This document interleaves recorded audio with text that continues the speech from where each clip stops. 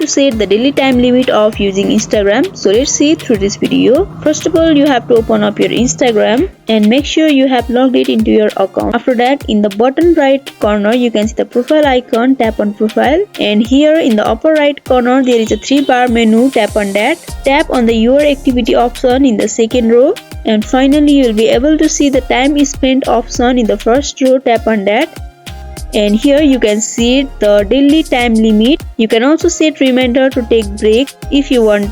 Tap on the set daily time limit option, and here you can arrange the time as you like a 15 minutes, 30 minutes, 45 minutes, 1 hour or 2 hours. And after setting, tap on done.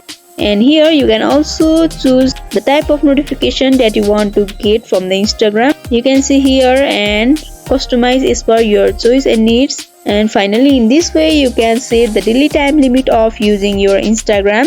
So I hope this video was helpful. Don't forget to like, comment, share and subscribe our channel for more tutorial videos like this. If you need any tutorial videos on any topics, don't hesitate to comment down below and let us know. Thank you for watching till the end.